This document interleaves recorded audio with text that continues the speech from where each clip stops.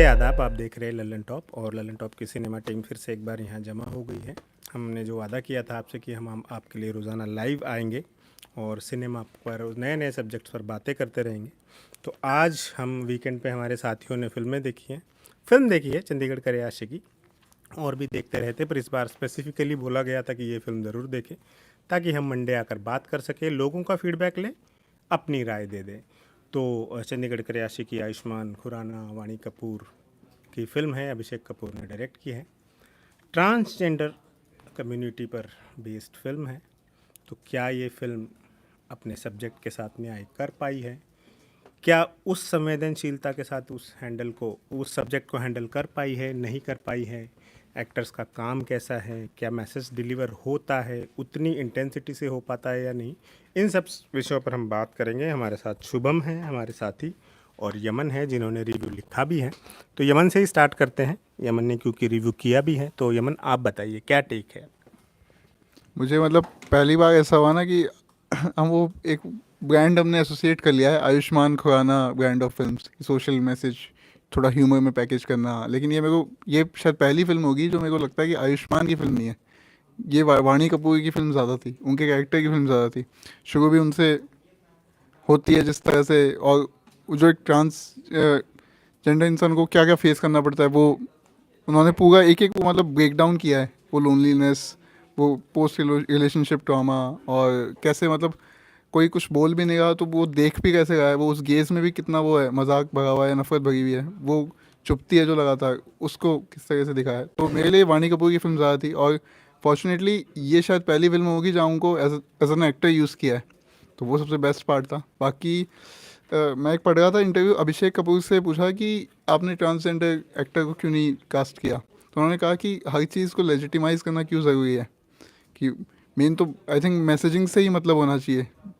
हालांकि ये चीज़ भी खुद अपने आप में कॉन्ट्रडिक्टरी है, क्योंकि जहाँ आप रिप्रेजेंटेशन की बात करते हो एक तरफ, और फिर बोलते हो कि सॉरी, कि नॉर्मल एक्टर्स से भी करवा सकते हैं हम, कोई दिक्कत नहीं है, और फिर बाद में लेकिन मैसेजिंग जानी चाहिए, जो मैसेज है वो डिलीवर होना चाहिए। उस पर मैं पूछना चाहूँगा अपने साथियों से ही, मुबारक से आपसे ही, कि कितना सही है ट्रांस एक्टर को ही वो कैरेक्टर प्ले करने दिया जाए, क्योंकि ये कंट्रोवर्सी, ये बहस हमेशा हमेशा चलती रहती है कि जो जैसे अभी सांड की आँख के टाइम पे भी ऐसा हुआ था। एज सांड की आँख का अच्छा उदाहरण लिया। जब सांड की आँख रिलीज़ हुई थी, जब उसके पोस्टर वगैरह आए थे और स्टार कास्ट रिवील की गई थी, तब भी ये कहा गया था कि दो वृद्ध महिलाओं का रोल है, तो उसके लिए आप एजेड एक्ट्रेस ले सकते थे। हमारी इंडस्ट्री में काफ़ी अच्छी एक्ट्रेसेस हैं, पूरा पूल है। शबाना आज़मी से लेकर नीना गुप्ता, किरण खेर, बहुत सारे नाम सामने आए। लोगों ने अपनी राय दी कि उनको कास्ट किया जा सकता था। क्यों जबरन तापसी को या भूमि पेडनेकर को जबरन बूढ़ी दिखाकर आपने उसमें काम करवाया? ये सारी बहस फिल्म के रिलीज से पहले थी। एक बार फिल्म रिलीज़ होने के बाद उन दोनों की परफॉर्मेंस को अच्छा रिस्पांस मिला, लोगों ने अप्रिशिएट किया, और जाहिर सी बात है इसमें एक्टर का अपना से नहीं होता। उनको काम करना है, उनको जो काम दिया जाएगा वो करेंगे। हाँ, ये बहस अपनी जगह थी, और इसके पक्ष विपक्ष में दोनों जगह से तर्क आए कि क्या जिस तरह का रोल है हमें उसी तरह के, उससे मतलब आसपास उससे रिलेट करने वाले, उस चीज़ को समझने वाले लोग, जैसे ये ट्रांस वाला मुद्दा है, तो क्या कोई ट्रांस एक्टर ही इसमें होना चाहिए था, नहीं होना चाहिए था? सबकी अपनी राय है। बट ये फिल्म से पहले की बात है। मेरी अपनी एक राय हो सकती थी कि अगर हम लोग लेते एक ऐसी एक्टर जो ट्रांस वुमेन हो रियल लाइफ में, तो ऑब्वियसली थोड़ी ऑथेंटिसिटी बढ़ जाती, थोड़ा ठीक लगता। बट मेकर्स की ये भी समस्या रही होगी, क्योंकि पहली चीज़ उनको फिल्म चलानी है, इट्स अ प्योर बिजनेस। दूसरी चीज़ उपलब्धता, कि उनको भी भरोसा होना चाहिए ना कि ऐसी कोई उनके पास एक वो हो, कोई पूल में ऐसी एक्ट्रेस हो, कोई महिला हो ट्रांस वुमेन जो वो रोल कर सके, उनको पता हो। तो इस फ्रंट पर अभी हमारे यहाँ कंगाली है, क्योंकि ट्रांस कम्युनिटी मेन स्ट्रीम में कितनी है हम सब जानते हैं। तो इंडस्ट्री भी उससे अछूती नहीं है। ख़राब बात है, बुरी बात है, समाज के तौर पर हमारा फेलियर है, बट है। तो सिर्फ मेकर्स को सिंगल आउट करके हम पूरा उन पर थोप दे, ये ठीक नहीं है। मेकर्स ने अपनी बात कहने के लिए भले ही वाणी कपूर को उन्होंने कास्ट किया, फिर वाणी कपूर ने उस रोल में जान डाल दी। अब आप ये देखिए कि एक ट्रांस विमन का जो जो पीड़ा है, जो उनका संघर्ष है, जो उनकी जर्नी है, आप ये देखिए कि क्या वाणी वो पोर्ट्रे कर पाई हैं ठीक से, क्या उन्होंने उनके उतने ईमानदाराना प्रयास दिखते हैं? तो मुझे तो दिखते हैं। किसी और की राय हो सकती है कि नहीं, कोई ट्रांस वुमन होती तो वो और ज़्यादा रियल तरीके से उभर कर सामने आता, बिल्कुल हो सकता था। बट ये जो हो सकता था वाली बात यूँ होता तो क्या होता, तो गालिब के ज़माने से चला आ रहा है, उसका हम कुछ नहीं कर सकते। मुझे लगता है सिर्फ मेकर्स को ये ब्लेम गेम हम हर चीज़ में ही करते हैं कि ये क्यों किया, वो क्यों नहीं किया। ये तो फिर इस लाइन पर तो अजीब अजीब तर्क भी आते हैं कि आमिर खान क्यों महाभारत में कृष्ण का रोल करेंगे। तो अब इसका कोई अंत नहीं है, तो उस बहस में ना जाए। फिल्म का हम मूल्यांकन कर सकते कि फिल्म कैसी बनी है। क्या मेरे लिए कोई ये बहुत महान फिल्म नहीं है, बट ये फिल्म अच्छी फिल्म है। ये उथली नहीं होती है, ये सड़क छाप जोक नहीं क्रैक करती है, ये बात को संवेदनशीलता से सामने लाने की कोशिश करती है। और हाँ, ये फिल्म ज़्यादा डीप नहीं जाती है, छोटी फिल्म है, 2 घंटे से कम फिल्म है। और जो मतलब एक संघर्ष हीरोइन का या वाणी कपूर के कैरेक्टर का जो है, उसका आयुष्मान की ज़िंदगी में आने के बाद का एक्सेप्टेंस वाला संघर्ष हमें ज़्यादातर स्क्रीन पर दिखता है। एक बैक स्टोरी है जो फ्लैशबैक में है और जिसके बारे में हमें ज़्यादा डिटेल से नहीं पता, बस इतना पता है कि उसकी माँ उसको एक्सेप्ट नहीं करती है। पिता ने किया है, पर पिता फिर भी छुप छुप के ही मिलते हैं, सरेआम नहीं मिल सकते। ये स्पॉइलर हो सकता है कुछ लोगों के लिए, हालांकि नहीं है, शुरू में ही आपको पता चल जाएगा, पहले ही आधे घंटे के अंदर अंदर। स्पॉइलर नहीं है ये, स्पॉइलर जैसा ऐसा इसमें कुछ है भी नहीं, आपको पूरी कहानी भी पता होगी तो भी आप ट्रीटमेंट की वजह से फिल्म जाकर देख सकते हैं। तो उतना डीप नहीं जाती है, जो मैं कह रहा था कि फिल्म उतना अंदर नहीं उतरती है कि कैसे पेरेंट्स ने उसको हैरास किया होगा उसको, कि नहीं एक लड़का है जो लड़की बनना चाहता है, कैसे उसके फादर ने उसको सपोर्ट किया होगा। मैंने ट्वीट किया था इस बारे में, तो किसी एक दोस्त का उस पर रिप्लाई भी आया था कि हम कभी ऐसी फिल्म देखना चाहेंगे जो परिवार के साथ जो अंदरूनी संघर्ष हो उसकी जर्नी दिखाए। तो उस फ्रंट पर फिल्म थोड़ी कमज़ोर है, बट ओवरऑल अच्छा है। आप बॉलीवुड से खैर महान फिल्मों की उम्मीदें कम ही करेंगे, ये बहुत ही सख्त स्टेटमेंट लग सकता है आपको, पर 2020 और 2021 की फिल्में उठाकर देख लीजिए, मतलब दर्जनों बार निराश होने की स्थिति दिखी है। ये हाल तब है जब गैर हिंदी भाषाओं में कमाल की फिल्में बन रही है, वर्ल्ड क्लास फिल्में बन रही है, तब हम हमारे मेन स्ट्रीम एक्टर्स जिनके पास करोड़ों का बजट होता है, मेकर्स और एक्टर्स जो स्क्रिप्ट चुनने की जिनके पास सुविधा होती है, वो 10 स्क्रिप्ट रिजेक्ट करके 11वीं ऐसी चुन सकते हैं जो अच्छी हो, जो दोनों मकसद हल हो। बट सभी लोग कहीं ना कहीं फेल होते आ रहे थे और हम दर्शकों को फेल करते आ रहे थे। तो उस लिहाज से देखा जाए तो चंडीगढ़ का आशिकी एक बहुत अच्छा प्रयास है, एक अच्छी फिल्म है, ज़रूर देखी जानी चाहिए। शुभम की क्या राय है, ये ज़रा जानेंगे। मेरी राय, मैं यमन और मुबारक सर दोनों से बहुत ज़्यादा सहमत हूँ कि फिल्म का जो टॉपिक है वो बहुत ही कमाल का है कि LGBTQ, इसके ऊपर है हमारे और से ज़्यादा फिल्में बननी चाहिए ताकि समाज में जागरूकता है। क्योंकि एक लंबे वक्त से जो हमारी फिल्मों में ट्रांस गर्ल्स को या LGBTQ कम्युनिटी के लोगों को दिखाया जा रहा था, वो मोस्टली हास्य पात्र के रूप में दिखाया जाता था। वो कहीं ना कहीं मजाक करते हुए दिखते थे, उनके हमेशा मजाक उड़ाया जाता था। लेकिन कुछ फिल्में रही हैं जो तमन्ना जैसी और चंद अन्य फिल्में जहाँ उनके असल मुद्दों को दिखाया गया, उनमें से अब आती है चंडीगढ़ करे आशिकी। लेकिन ये फिल्म मुझे ओवरऑल एक फ़िल्म के मामले में उतनी बेहतर नहीं लगी।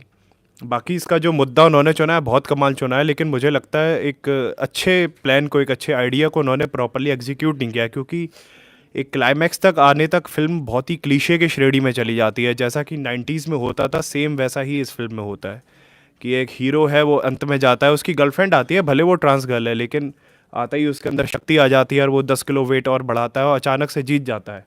इन द एंड हीरो जीतता है। यहाँ भी वो वाला सीन हुआ है। तो ये कुछ चीज़ें हुई जो मुझे बिल्कुल पसंद नहीं। हाँ, जो मुद्दा था कि ट्रांस गर्ल को दिखाया गया है, वो भी कुछ हद तक अगर जो मानव से जो मानवीय बनने का उसके बीच का, जैसा कि सर ने कहा था, अगर वो उनका संघर्ष दिखाया जाता कि अपने परिवार से कैसे लड़ी। अंत में उसके कुछ हिस्से देखते हैं कि अपनी माँ की अनबन है या रिश्तेदारों के ताने हैं, वो कुछ लगता अगर उस रेशियो में थोड़ा ज़्यादा देखने को मिलता फिल्म में तो ज़्यादा मज़ा आता।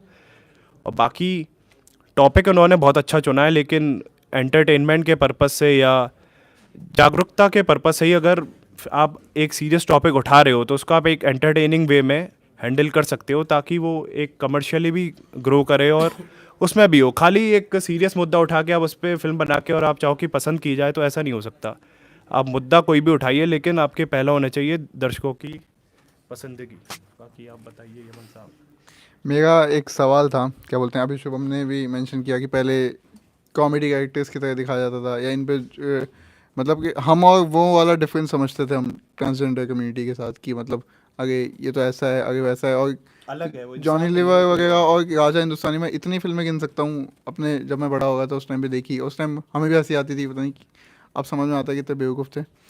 तो मेरा सवाल दोनों से है, मुबारक सर और शुभम से, कि वो जो एक टाइम था 90s का, क्योंकि 90s की फिल्में ही हम सबसे ज़्यादा देख के बड़े हुए हैं, हिंदी फिल्में मेन स्ट्रीम, उसमें क्या था, पोलराइजिंग नेचर था ट्रांसजेंडर कैरेक्टर्स का। या तो विलन होंगे क्रूर किस्म के संघर्ष में, जैसे आशुतोष राणा थे, या फिर सड़क में महारानी का कैरेक्टर था, या तो एकदम ऐसे जल्लाद किस्म के, वरना फिर कॉमेडी एकदम ही उल्टा।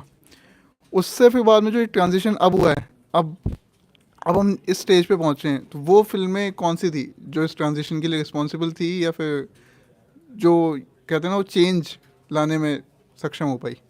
आप दोनों।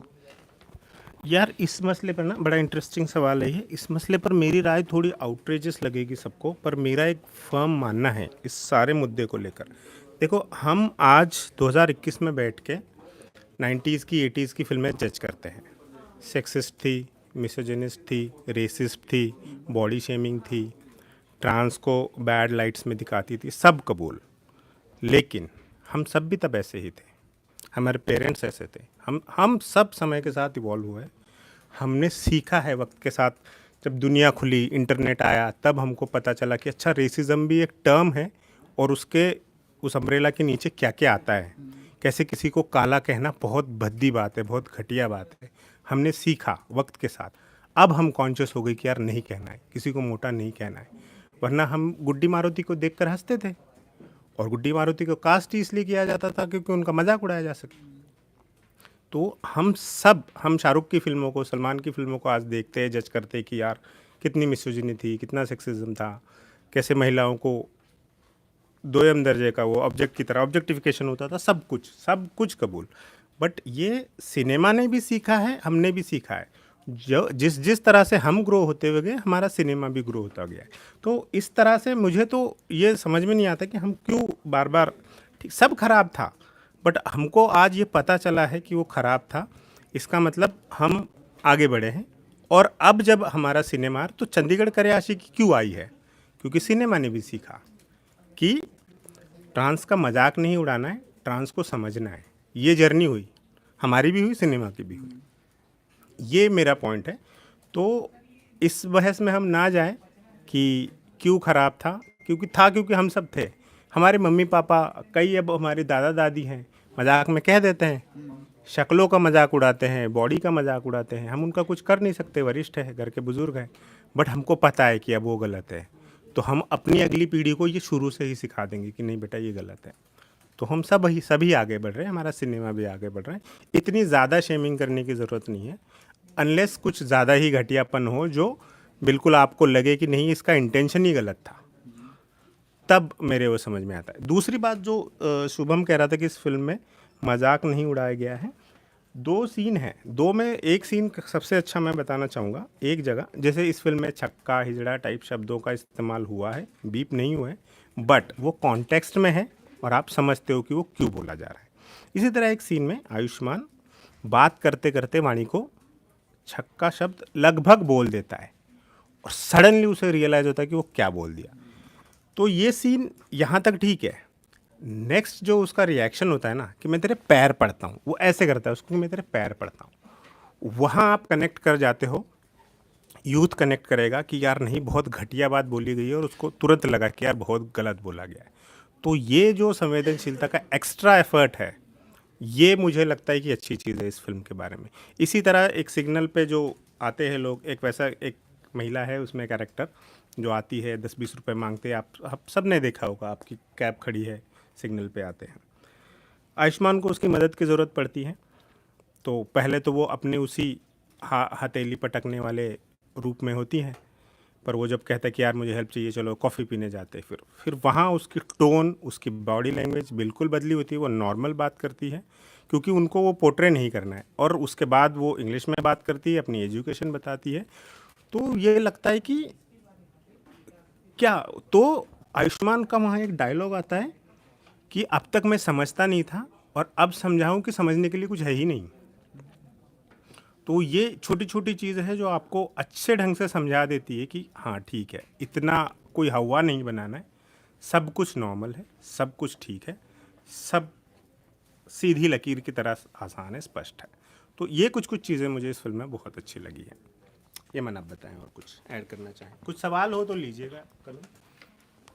ऐसे तो काफ़ी मोमेंट्स हैं, और जैसा कि मुझे शुभम का एक पॉइंट रेज करना था।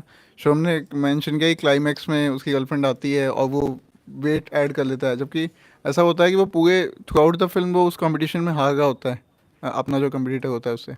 तो मुझे उस सीन में मेरा जो टेक अवे था वो ये था कि जब वो उसकी गर्लफ्रेंड आती है तो उसका जो कंपटीटर होता है वो उसे चिढ़ाता है, भद्दे वर्ड्स यूज़ करता है उसकी गर्लफ्रेंड के लिए, और तब आयुष्मान को गुस्सा आता है। अब यहाँ आप क्या एंटिसिपेट करोगे कि टिपिकल बॉलीवुड या हीरो है जाके थप्पड़ मार देगा, गुस्से चला देगा? वो ऐसा नहीं करता, वो अपने गुस्से को वहाँ नहीं निकालता, वो उसे चैनलाइज करता है और अपने कंपटीशन वहाँ लगाता है, अपनी एनर्जी अपने गुस्से को, और वेट्स बढ़ाता है और फिर जीतता है, जैसा कि हुआ। तो मेरे लिए उस सीन का टेक अवे ये था। हालांकि ऑब्वियसली क्लीशे था, टिपिकल भी था, लेकिन उसे वैसी टटपुंजी हरकत नहीं की कि जाके उसको मार दिया, थप्पड़ मार दिया, कि उसको पता है उसका कोई पॉइंट भी नहीं है, कितनों से लड़ लेगा, लोग चिढ़ाएंगे, बोलेंगे, वो खुद जब तक चिढ़ेगा इस चीज़ को, वो वैसा मानेगा, मजाक बनाने वाली चीज़ मानेगा, तो वो पूरी दुनिया से लड़ता रहेगा। वो नहीं करता ऐसा, जो कि एक काफ़ी सटल था, लेकिन मेरे लिए ये पॉइंट स्टैंड आउट करता है फिल्म में। और तो ये सबसे बढ़िया बात थी कि जैसे छक्के और हिजड़े इस टाइप के शब्द थे, इनको वो नहीं किया, सेंसर करने की कोशिश नहीं की, जैसे थे वैसे बेबाकी से पेश किया है, क्योंकि ये है सोसाइटी रियलिटी, ये है। हमारे सर्कल में भी लोग हैं, और हम में से बहुत सारे लोग हैं जो ऐसे वर्ड्स का कॉमनली मजाक के भाषा में वैसे यूज़ करते हैं। तो वो इस फिल्म का स्ट्रॉन्ग पॉइंट था। हालांकि सेकंड हाफ थोड़ा सा ऊपर नीचे हो जाता है, मेरे लिए तो नहीं काम किया, लेकिन फिल्म ओवरऑल सही थी। और कुछ अगर ऐड करना चाहेंगे तो या कोई क्वेश्चन आ रहे हो? जी, अगर कोई सवाल हो फिल्म से जुड़े हुए पूछना चाहते हो तो बताइए। मुझे ये पूछना है कि जैसे अभी बात हुई कि पहले की फिल्मों में पोर्ट्रेयल ठीक नहीं रहता था ट्रांस का, पर कुछ फिल्मों में रहता भी था। तो मेरे साथी अगर कुछ अच्छी फिल्में रिकमेंड कर पाएँ तो हमारे दर्शकों का फ़ायदा हो जाएगा। दर्शकों में से कोई अगर कमेंट बॉक्स में बता दे कि ट्रांस कम्युनिटी पर बनी हुई ये फिल्म है, पैन इंडियन या वर्ल्ड सिनेमा से कहीं भी किसी भी भाषा की कोई भी फिल्म, अब सारे दरवाजे खुल गए हैं, सारी फिल्में उपलब्ध है, सबटाइटल पढ़ना सबको आता है, तो सब कुछ सब लोग देख सकते हैं। तो कोई भी बताए, कैमरे से पीछे कन्नू है, वो भी चाहे तो बता सकती हैं।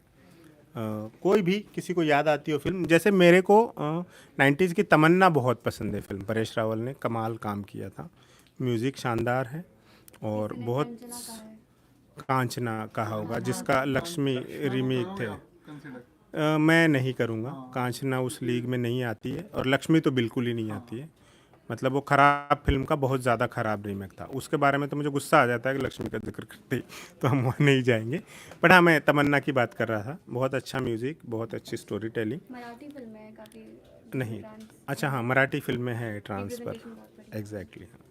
तो मराठी है, जोगवा ट्रांस तो नहीं कह सकते, बट हाँ काइंड ऑफ एक लड़का है जिसको कोई मेडिकल बीमारी है और उस वजह से फिर वो गांव में प्रथा है उनके, एक वो कबीलाई है, मतलब एक उनका कुछ आदिवासी टाइप्स है, तो उसमें उसको साड़ी पहना के, उस साड़ी पहन के पूरी ज़िंदगी गुजारनी है। अच्छा। तो वो लड़का है, उपेंद्र लिमे ने उसका रोल किया है और कमाल फिल्म है, नेशनल अवार्ड मिला है फिल्म को 3 ज़रूर देखिएगा, प्राइम पर है शायद, तो वो देखिएगा। तमन्ना देख सकते हैं आप। इस तरह की और कोई फिल्में तुम्हें याद आती है? एक तो दरिया है, 1996 में रिलीज़ हुई, निर्मल। गूगल करके ना बताओ। तो गूगल करना ही पड़ेगा सर। गूगल आज के टाइम पे तो बिना देखे मैं क्यों बताऊँ? बिना देखे मतलब ताकि और बेहतर रिकमेंडेशन दे सकें। तो दरिया निर्मल पांडे साहब हैं उसमें लीड रोल में, तो वो आपको ज़रूर देखनी चाहिए। एक विजय सेतुपति साहब की है सुपर डीलक्स, वो तो मतलब वो तो अभी आप लिख लें, दीवार पर लिख लें, अपने घर पर लिख लें, जहाँ लिखना चाहे वहाँ लिखें, सुपर डीलक्स ज़रूर देखनी चाहिए। उसके अलावा भी कई और फिल्में यमन साहब बताएंगे, लेकिन ये तो सुपर डीलक्स ज़रूर देखिएगा, मेरी स्पेशल पर्सनल रिक्वेस्ट। ये तुमने जो किया है ना, मेरी लिस्ट में तो नाम उठा है। कौन सी list? इसका गरुड़ पुराण में अलग सजा है इसकी। क्या मेरा सब हमारा है। मुझे तमन्ना को लेके एक चीज़ आ जाती है कि वो रियल स्टोरी पे बेस्ड है। पता है सर आपको ये बात? हाँ, और बेटी थी उसमें जिसका रोल पूजा भट्ट ने प्ले किया था, महेश भट्ट उससे मिले भी थे एक दो साल पहले, उसके कॉलेज में गए थे DU में, तो वहाँ से भी मुझे तमन्ना याद है। और दायरा का, जैसा शुभम ने नाम लिया, दायरा की सबसे बुरी बात है कि वो थिएटर पे रिलीज़ नहीं हो पाई थी, क्योंकि उस टाइम भी इतना शोशा मचा था इसके इर्द गिर्द। तो हालांकि उसकी DVD पे आपको मिल जाएगी फिल्म, ज़रूर ढूंढ कर देखो। निर्मल पांडे के लिए देखिए। हाँ, और तो कहीं वो नहीं है, और निर्मल पांडे और सोनाली कुलकर्णी है शायद उसमें। और दायरा, सुपर डिलक्स, तो फिर अपना अपना शबनम मौसी, आशुतोष राणा की, वो भी बहुत अच्छी फिल्म है। वो रियल लाइफ पॉलिटिशियन थी और ट्रांसजेंडर कम्युनिटी के लिए उन्होंने बहुत लड़ाई करी थी। पहली उस पर MP based पहली MP थी। और आशुतोष राणा के लिए देखिए, वो आशुतोष राणा के लिए देखिए स्पेशली। और कोई कोई कमेंट है? हाँ, प्रोटीन नियमित रूप से लेते हैं ना यमन? महेश जी, मैं एड्रेस भिजवा देता हूँ आपको, या वे का डब्बा बहुत महंगा आ गया है, प्लीज़ भिजवा दीजिएगा। और सर बताएंगे वाली कुछ कमेंट्स है। कोई शुभ त्रिवेदी है, कह रहे हैं कि involve Saurabh sir in your life, he used to write reviews. तो सौरभ सर आजकल ऑफिस में नहीं है, सौरभ बाहर गए हुए हैं, यूपी में घूम रहे हैं। जब भी वो ऑफिस में हुआ करेंगे, हमको उन्हें कहना नहीं पड़ेगा कि आप लाइव में आइए, वो खुद ही घुसाते हैं, तो उसकी चिंता ना करिए आप, उसकी चिंता आप ना कीजिए, वो खुद आ जाएंगे। और वो अगर लाइव में नहीं भी होंगे तो 1 किलोमीटर दूर से आप उनकी आवाज़ आपको आती रहेगी, so don't worry about that. वो जब भी होंगे लाइव में आपको दिखेंगे। जे जॉनी कह रहे हैं कि लेफ्टिस्ट एजेंडा बंद करो ट्रांस का। भाई कोई एजेंडा नहीं चल रहा है दोस्त, यहाँ पर एक फिल्म देख कर आए हैं, अच्छी फिल्म है, अच्छे सब्जेक्ट पर है, उसके बारे में बात कर रहे हैं। हर चीज़ में एजेंडा नहीं होता है।